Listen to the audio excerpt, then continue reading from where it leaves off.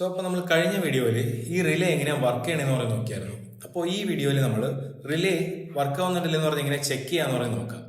സാധാരണ ഇപ്പം എൻ്റെ കയ്യിലുള്ളത് ഒരു 4-പിൻ റിലേ ആണ്. അപ്പോൾ ഇത് ചെക്ക് ചെയ്യാനായിട്ട് നമുക്ക് റിലേ ടെസ്റ്റിംഗ് കിറ്റ് എന്ന് പറഞ്ഞതിനെ കിട്ടും. ഇപ്പോൾ എനിക്ക് ഒരു ടെസ്റ്റിംഗ് കിറ്റ് വാങ്ങാൻ പറ്റില്ല, എനിക്ക് അത്രയും പൈസ ഇല്ല എന്നൊക്കെ വിചാരിക്കുവാണെങ്കിൽ ഇത് എളുപ്പ വഴിയിൽ എങ്ങനെ ചെക്ക് ചെയ്യാന്നുള്ളതാണ് ഞാൻ ഇന്ന് പറഞ്ഞുതരാൻ പോകുന്നത്. ഇത് നമുക്ക് ഒരു മൾട്ടിമീറ്റർ വെച്ചിട്ട് തന്നെ ചെക്ക് ചെയ്യാം.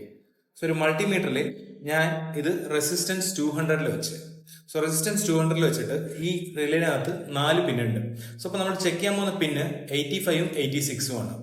ഈ 85ഉം 86ഉം ലൈക്ക് ഒരു ബ്രാൻഡഡ് റിലേ ആണെങ്കിൽ അതിൽ തന്നെ നമ്പർ മാർക്ക് ചെയ്തിട്ടുണ്ടാവും. അങ്ങനെ ഇല്ലാന്ന് വെച്ചാൽ എങ്ങനെയാണ് കണ്ടുപിടിക്കണമെന്ന് വെച്ചാൽ ഇളയിൽ തന്നെ 2 ചെറിയ പിന്നുള്ളതാണ് ഈ ഇൻഡക്ടറിന്റെ പിന്ന്. ഈ 85ഉം 86ഉം ഇൻഡക്ടറിന്റെ പിന്നാണ്. അപ്പൊ അതാണ് നമ്മളിപ്പോൾ ചെക്ക് ചെയ്യാൻ പോകുന്നത്. ഇപ്പോൾ മൾട്ടിമീറ്ററിൽ റെസിസ്റ്റൻസ് 200 വെച്ചിട്ട് ഞാനിപ്പോ ഇത് റെസിസ്റ്റൻസ് ചെക്ക് ചെയ്യാൻ പോവാ.